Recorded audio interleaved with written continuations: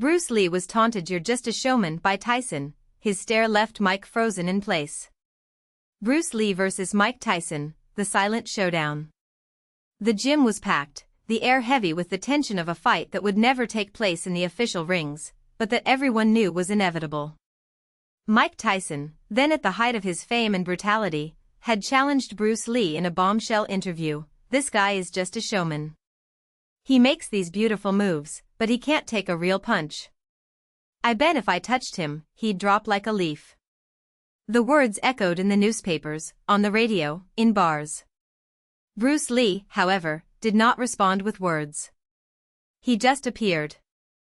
It was at a charity event in Los Angeles, where they both happened to be present. Tyson, surrounded by security guards and fans, laughed loudly, mocking an MMA fighter who was trying to imitate Enter the Dragon's kicks. Then, as if sensing something, he slowly turned around. Bruce Lee was there, standing a few meters away, his arms crossed, his eyes fixed on his. There was no anger on his face, just a deadly calm, like the surface of a lake before a storm.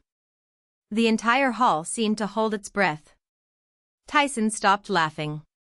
The seconds dragged by. The heavyweight champion, used to intimidating opponents with a simple look, felt something he had never experienced before, a chill down his spine. Bruce's muscles weren't tense, but Tyson knew that this man could kill him before he even raised his fists. "Did you come here to prove something to me, showman?" Tyson growled, trying to regain control. Bruce didn't move. It didn't blink. Just looked. And then something extraordinary happened. Tyson looked away first. The champion, who once said that everyone has a plan until they get punched in the mouth, felt the weight of that silent presence. It wasn't fear, not exactly. It was the recognition that, in front of this man, his brute strength meant nothing. Bruce Lee didn't need punches to win. He had already won by the time Tyson realized he wasn't invincible. Without a word, Bruce turned and walked away. The hall erupted in murmurs. Tyson stood there, his fists clenched, but without the courage to follow him. Years later, in an interview, Tyson was asked about that moment. He hesitated before answering. "I fought monsters. But that guy was something else. He wasn't a fighter. He was a ghost." And so, without a single blow exchanged, Bruce Lee's legend grew even more. Because some battles are not won with strength. They are overcome with the weight of a presence that transcends the body, time, and death itself. The weight of silence. Years passed, and the memory of that meeting in the Hong Kong salon turned into a myth that Tyson carried like an invisible scar. He was never the same again. The arrogance that drove him in the ring crumbled like dust in the wind, replaced by a restlessness that not even the most brutal training could appease. On sleepless nights, he relived the moment when Bruce Lee turned his back on him, not with disdain, but with the indifference of someone who already knew the end of the story before it even began. Meanwhile, Bruce continued his journey, but something in him had also changed. It wasn't fear, it wasn't doubt, it was an even sharper clarity. He understood, at that moment, that his art was not made to be tasted, but to be felt. And so, he began to teach not just blows, but the void between them. His closest students noticed, he spoke less, listened more. He moved as if each gesture was the last thing the world would see of him. One day, in a small dojo in Los Angeles, a young Muay Thai fighter challenged him. He wasn't a big man, but his confidence was immeasurable. "You're fast, but I'm stronger," he said, spitting on the ground. Bruce watched him for a long moment, then smiled, a smile that didn't reach his eyes. "Strength is just an illusion," he replied. "You think you can break me. But I'm already broken. And that's why I'm whole." The young man laughed and walked forward. Bruce didn't move. When the punch came, he dodged it with such a subtle movement that the air seemed to bend around him.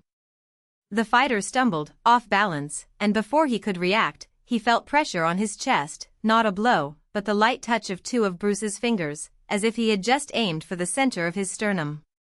"Here," said Bruce. "This is where you keep your anger." And this is where it will kill you. The young man staggered back, his face pale. There was no pain, but a feeling of emptiness, as if something inside him had been exposed. He left the dojo without looking back, and never came back.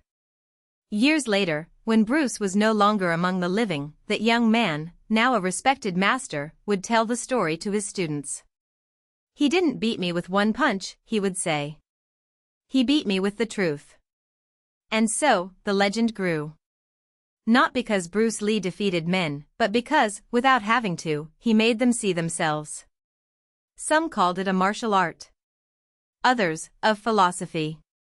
But deep down, it was just the way he lived, as if every breath was a lesson, every silence, an answer. Until the day his body surrendered, his presence remained. Because some battles don't end with death. They just grow into something bigger, something that can't be touched, but that keeps winning long after the last blow has been struck. The legacy that does not die. The Hong Kong dojo was silent that morning except for the rhythmic sound of bare feet on the mat. The master, now graying at the temples, watched his students perform a Wing Chun sequence with mechanical precision. Among them, a young woman with razor-sharp eyes stopped her movement, frowning. "Sifu," she said, "why do we teach this if no one else fights like this? The rings are dominated by Muay Thai, Jiu-Jitsu, even mixed martial arts have more prestige." The master smiled, as if he had been waiting for that question for years. He approached, lightly touching the student's shoulder. "Because what we teach here isn't about winning in the ring. It's about not needing it." The young woman didn't understand. How could I? She had been born into a world where strength was measured in knockouts and belts, where philosophy was an accessory, not the essence. The master sighed and pointed to the portrait on the wall, a man with a serene smile, piercing eyes, frozen in time. Bruce didn't fight people. He fought against their illusion. The illusion that they were fragile, that they needed more strength, more technique, more time. He made them see that the real enemy was always within themselves. One of the older students, a former MMA fighter who had left the octagons after a humiliating defeat, crossed his arms. But he died young. If he was so good, why didn't he live longer? The master was not offended. Instead, he walked to the window, where the morning light cut through the Hong Kong fog. Because some lessons can only be taught when the master is gone. Bruce knew that. He didn't want to be remembered as a champion. He wanted to be remembered as a mirror. The broken mirror. Years later, the young woman who had questioned the master, now a woman in her early 30s, was sitting in a cafe in Kowloon, leafing through an old notebook. In it, Bruce Lee doodles, loose phrases, drawings of movements, all mixed with personal reflections. She had found it in a used bookstore, among piles of forgotten books. The fighter is not the one who never falls. He is the one who gets up faster than the world knocks him down. The words hit her like a punch. She closed her eyes and remembered the day when, at 18, she had been raped in a dark alley. For years, she had carried shame like a second skin, believing that her weakness made her deserving of it. Until one day, at the dojo, the master made her face a punching bag and scream until her throat bled. Not to get revenge. To free yourself. Now, she understood. The last lesson. The master died on a stormy night. There was no fight, there was no drama, just a heart that stopped beating while he slept. His body was cremated, and the ashes were scattered at sea, as he had requested. But before that, his students gathered one last time at the dojo. The former MMA fighter, now a middle-aged man, was the first to speak. "I spent years trying to prove that I was strong.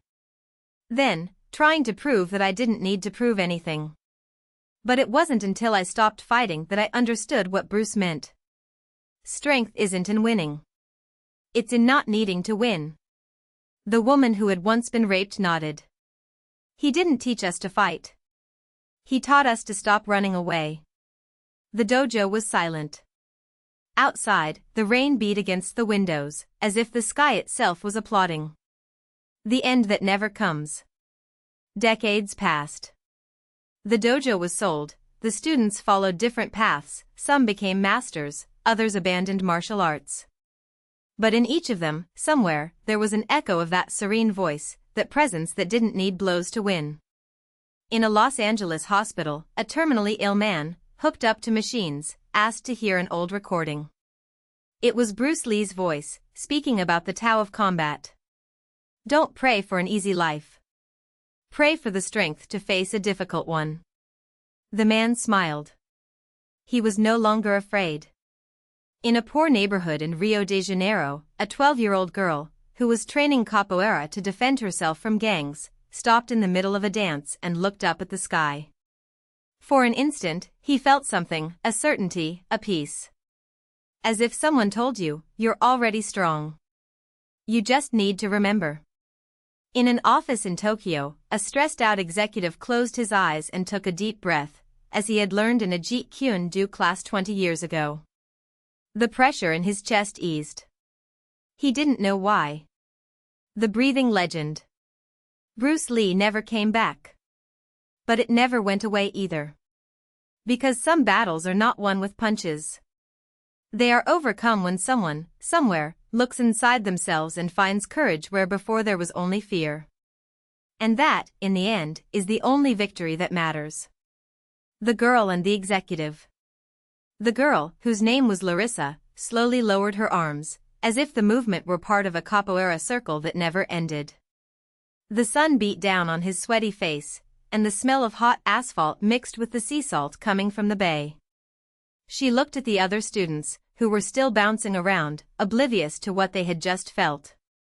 Did they hear it too? He thought. But he didn't ask. He kept it to himself, like a secret.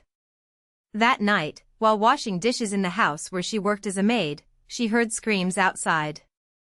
It was the gang on the corner, the same ones who had already broken a kid's nose for looking at them the wrong way. Larissa dried her hands on the tea towel and went to the window. Two boys, not much older than her, cornered a third against the wall. One of them pulled out a knife. She didn't think. Just acted. He ran out the back door, his bare feet hitting the cement floor. When he got close, he didn't scream, he didn't threaten. He just placed himself between the attackers and the boy, his arms loose, his body relaxed, as if he were still in the capoeira circle. The gang leader laughed. Get out of the way, kid. This is no joke. Larissa didn't move.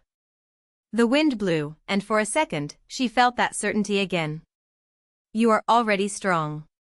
The knife boy hesitated. Not out of fear of her, but because of something he saw in her eyes, something that reminded him of a time when he, too, believed in impossible things. He lowered the gun, just a little. Enough. Let's go, he murmured to his friend. They are gone. The saved boy looked at Larissa, scared, grateful, speechless.